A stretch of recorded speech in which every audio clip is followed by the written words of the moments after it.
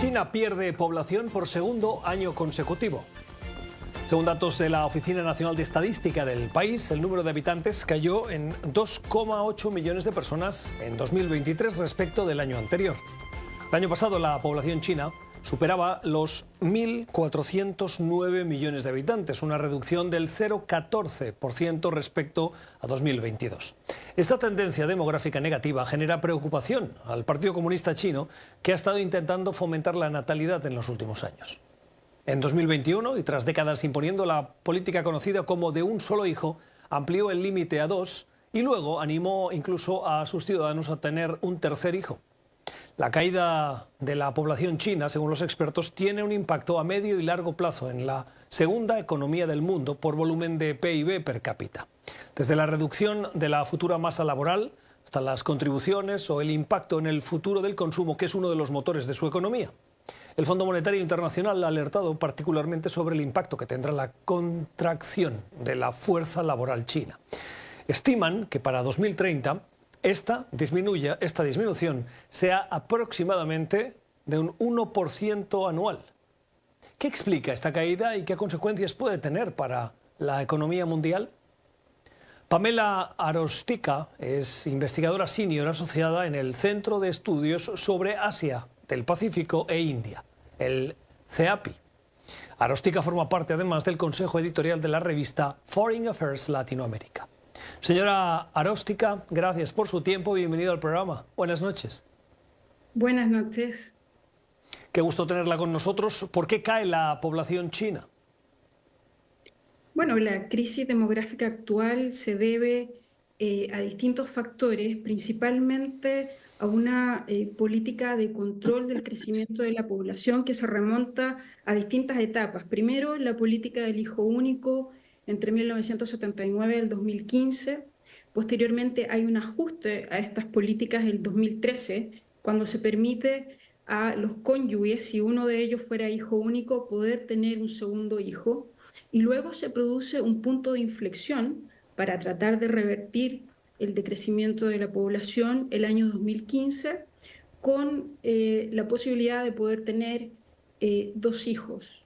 Luego, cuando las autoridades observan que esta curva no se revierte, el 2021 se permite a la población tener un tercer hijo. Algunas de las razones de este decrecimiento tienen que ver, en primer lugar, con que los jóvenes han pospuesto, por ejemplo, el matrimonio, hay un cambio en las formas de vida en China, se ha elevado el costo de la vida, los jóvenes posponen tener hijos y el matrimonio. Por otra parte, también hay que considerar que esta política del hijo único tuvo efectos en la sociedad que fueron importantes, como por ejemplo, por un lado los abortos, pero también el privilegiar tener un hijo hombre. Por lo tanto, también al observar la pirámide poblacional en China, podemos ver que hay mayor cantidad de hombres que de mujeres. Esto implica también desafíos económicos.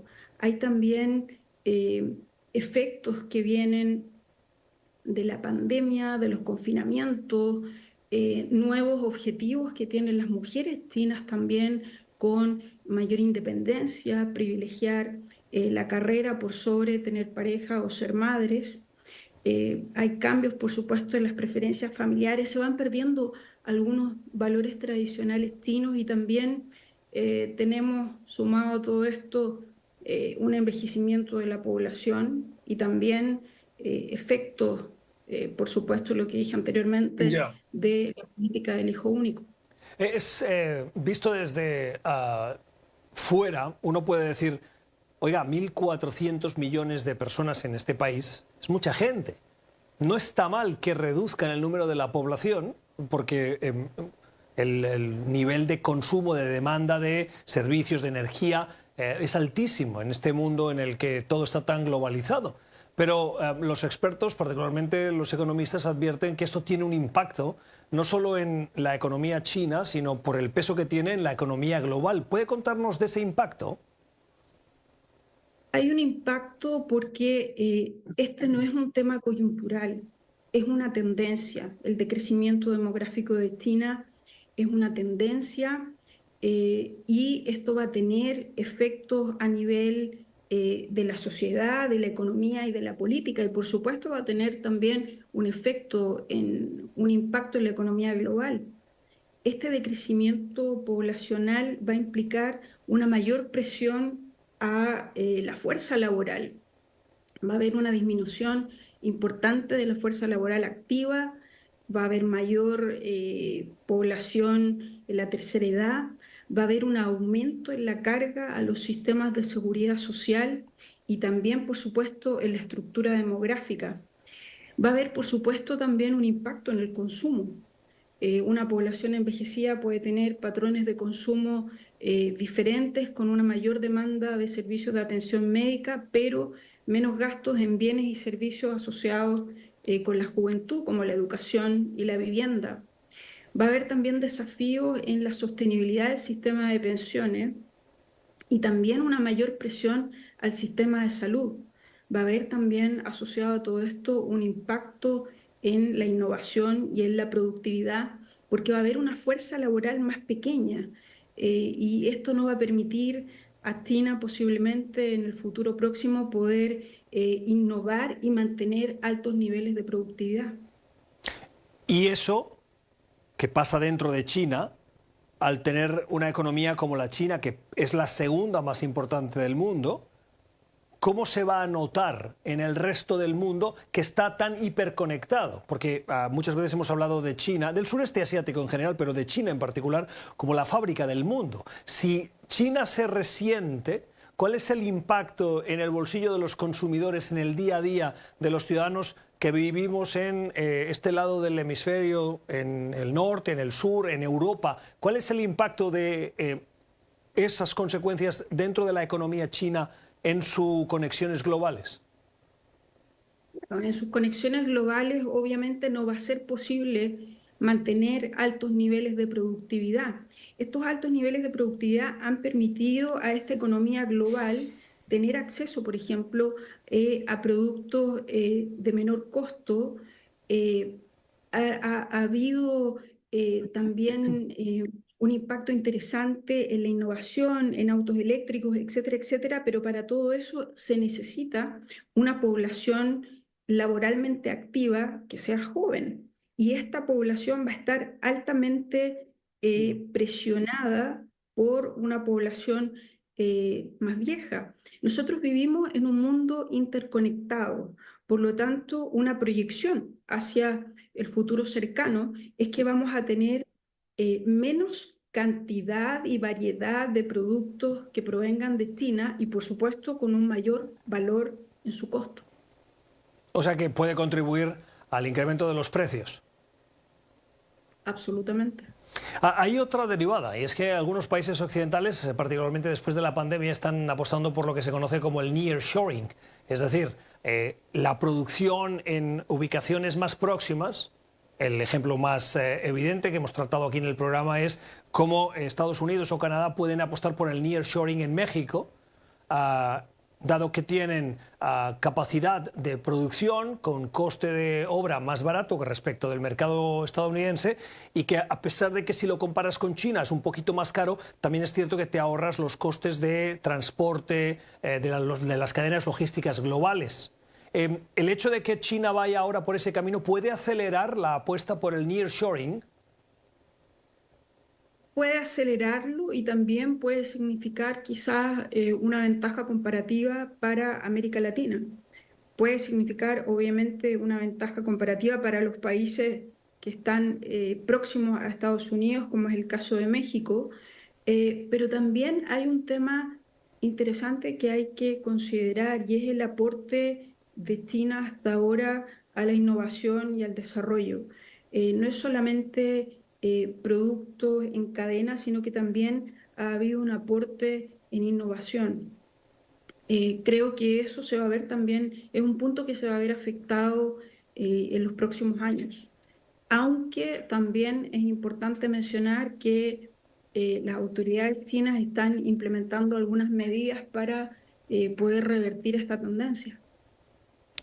¿La tendencia de la población o la tendencia de la pérdida de capacidad O sea, del crecimiento poblacional. Ya, entiendo.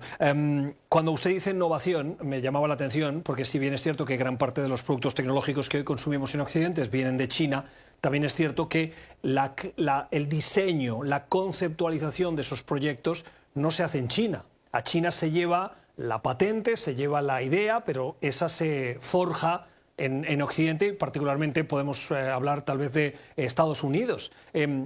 China más bien lo que hace es producir las ideas que generan otras partes del mundo, particularmente países desarrollados con altos índices de educación tecnológica, como por ejemplo las universidades estadounidenses. ¿Me equivoco? Bueno, hay un cambio importante en China en la última generación. Nosotros hemos podido observar cómo China es parte de la sociedad del conocimiento y está haciendo un aporte también en innovación y desarrollo. Cuando uno observa, por ejemplo, algunas iniciativas importantes como los autos eléctricos y las distintas alternativas para un desarrollo más sustentable que está buscando China, no es solamente un copy-paste de lo que hace Occidente, eso era hasta una etapa del desarrollo de China, pero yo diría que en los últimos años, si China se ha logrado posicionar como la segunda potencia económica a nivel mundial, no solamente porque está copiando absolutamente todo, sino que también porque está generando conocimiento. Ya, interesante. Tengo que terminar. Antes de cerrar, hay otro impacto, me gustaría conocer su opinión. En el momento en el que China pierda población, disminuya el consumo, eso afecte a esa economía, China puede tener menos necesidad de recurrir a materias primas, particularmente en la región latinoamericana, no solo alimentos, sino a materiales minerales críticos, petróleo, etcétera. ¿Eso puede acabar teniendo también un impacto? Bueno, lo preocupante de esta crisis demográfica que está experimentando China son las proyecciones futuras. Y obviamente una proyección futura va a tener un impacto sobre el consumo. Por lo tanto, es muy probable que los niveles de consumo que tiene China en la actualidad, en los próximos años, de aquí a 1 o 2 décadas, se reduzcan de una manera más drástica, porque va a haber una población mayor que va a tener otras necesidades y una población más joven que, por supuesto, va a estar bastante presionada. Ahora, es importante mencionar que las autoridades chinas están implementando algunas medidas, están estimulando la natalidad desde el 2018, están también tratando de implementar algunos incentivos económicos para las parejas que deseen tener más hijos y también hay permisos de maternidad extendidos, hay también un apoyo a la educación y a los cuidados infantiles y a financiar, y esto es muy interesante, tratamientos de fertilidad, pero estas medidas que se están implementando no han dado los resultados esperados hasta ahora, porque obviamente estas políticas implican también Ya. una visión de larga duración. Es Pamela Aróstica, es investigadora senior del Centro de Estudios sobre Asia del Pacífico e India y miembro del Consejo Editorial de la revista Foreign Affairs Latinoamérica. Señora Aróstica, gracias por su análisis. Feliz noche. Muchísimas gracias.